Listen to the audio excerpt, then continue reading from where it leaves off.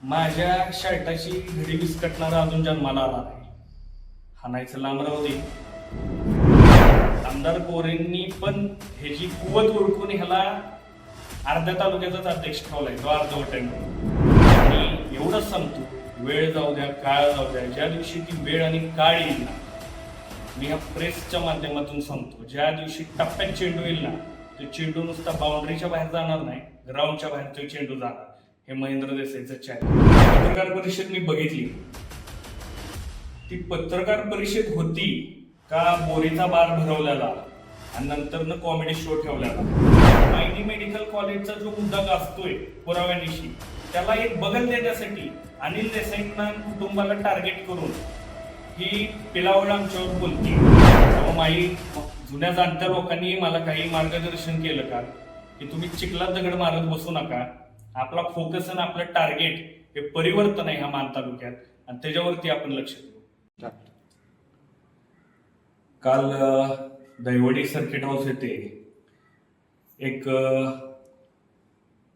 भाजपच्या अर्ध्या तालुक्याच्या अर्धवट अध्यक्षाची अर्ध्या माहितीच्या आधारे एक पत्रकार परिषद झाली. ती पत्रकार परिषद मी बघितली.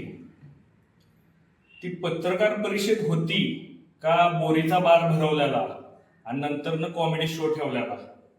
हे पहिल्यांदा मला प्रश्न पडतो.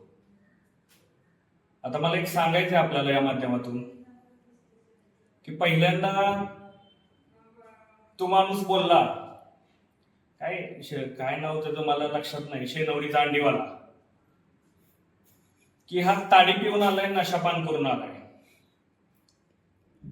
तर त्याच्या माहितीसाठी एक सांगतो, खूप इतिहासाचा त्याला अभ्यास आहे, त्यासाठी एक त्यांना मी थोडीशी झलक देतो, की माझं बाटलीवर रक्त तू घेऊन जा तुझ्या लॅबला, कुठं लॅब ओळखीचे असेल डॉक्टरांकडे.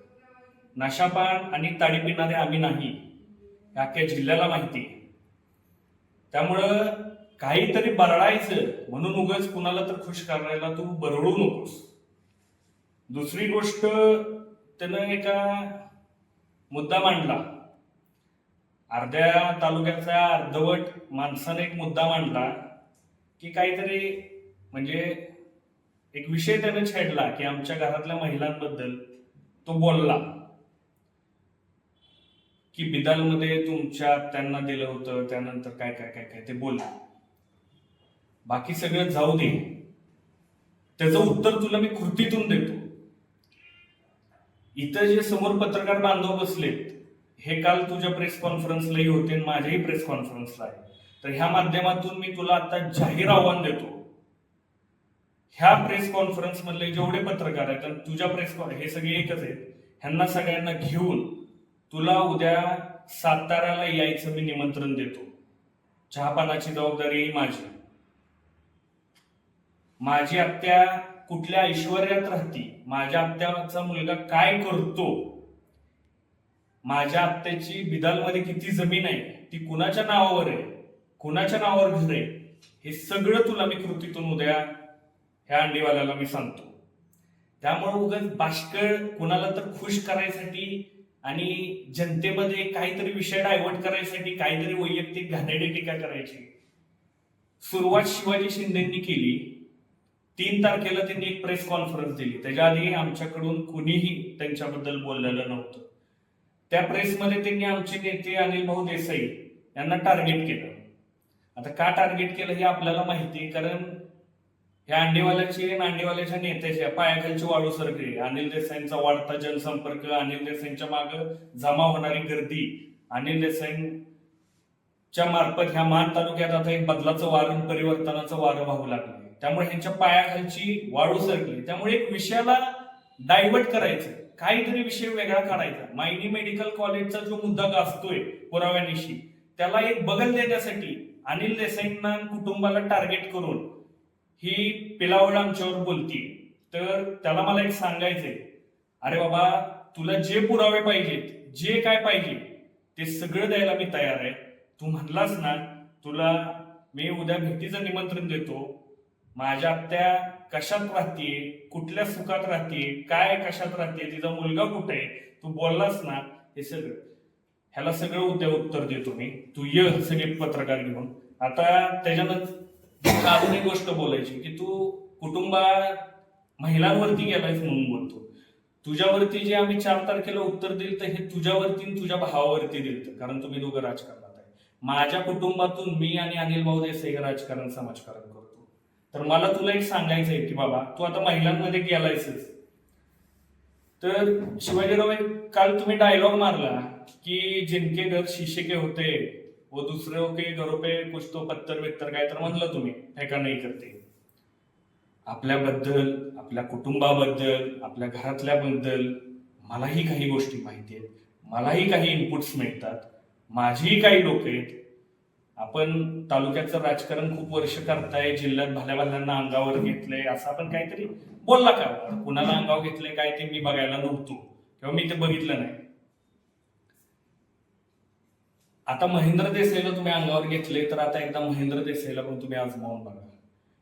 फक्त मला ह्या माध्यमातून एक सांगायचंय की ही वेळ आणि हा काळ नाही की तुमच्यावरती आम्ही लक्ष द्यायला. आता इलेक्शन आहे विधानसभेचं, आमची तयारी हे बघून तुमच्या पायाखालची वाळू सरकली आहे तर सरकलीच आहे. त्यामुळे माझी जुन्या जाणत्या लोकांनी मला काही मार्गदर्शन केलं काल की तुम्ही चिखलात दगड मारत बसू नका. आपला फोकस आणि आपलं टार्गेट हे परिवर्तन आहे ह्या मान तालुक्यात आणि त्याच्यावरती आपण लक्ष देऊ. जे शिवाजी शिंदेंनी काल आरोप केलेले आहेत किंवा जे ते घाण बोललेले आहेत, मी महेंद्र देसाई आहे, शिवाजीराव मी आपल्याला सांगतो, एक वस्तुस्थिती आहे, संयम माझ्या अंगात प्रचंड आहे. आपण आपल्याला एक माहितीसाठी सांगतो, तुम्ही खूप काल काढलं जगताप पॅनॉल सगळं, तर अनिल देसाईंचा पुतण्या तर मी आहेच आणि खाशेराव बापू जगताप यांचा नातू आहे, त्या रक्ताचाच मी आहे.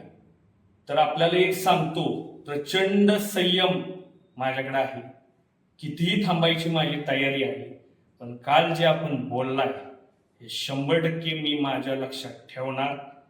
आणि एवढंच सांगतो, वेळ जाऊ द्या, काळ जाऊ द्या, ज्या दिवशी ती वेळ आणि काळ येईल ना, मी ह्या प्रेसच्या माध्यमातून सांगतो, ज्या दिवशी टप्प्यात चेंडू येईल ना, तो चेंडू नुसता बाउंड्रीच्या बाहेर जाणार नाही, ग्राउंडच्या बाहेर तो चेंडू जाणार. हे महेंद्र देसाईचं चॅलेंज आहे. वैयक्तिक तुम्ही ज्या काही गोष्टी बोलल्या आणि त्याला मी तुम्हाला उत्तरही दिलेलं आहे की तुम्ही या, तुम्हाला मी सगळं दाखवतो, तुम्हाला ते बघायचं आहे सगळं तर मी दाखवतो तुम्हाला. आता दुसरा एक गोष्ट त्यांनी एक चालू केले की संस्थेतनं अनिल भाऊ देसाई हे जिल्हा बँकेला उभा राहिले, असं काहीतरी ते बरड. मागच्या 2-3 ह्याच्यात पण ते बरड आहे. ज्या माणसाला सहकाराचं ज्ञान नाही ना, त्यानं हे असलं बालिश वक्तव्य करू नये.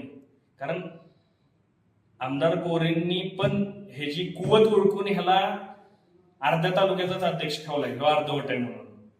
त्यामुळे ह्याला मला एक सांगायचंय की जरा अभ्यास कर सहकाराचा. अनिल भाऊ देसाई कोणत्या मतदारसंघातून जिल्हा बँकेवरती निवडून येतात? औद्योगिक विणकर मजूर हे त्या मतदारसंघाचं नाव आहे, ज्यातून सन्माननीय आपले नावच विसरला तर चर्चेत नाहीत, त्यामुळं माजी खासदार रणजितसिंह नाईक निंबाळकर यांनी सुद्धा अर्ज भरलेला.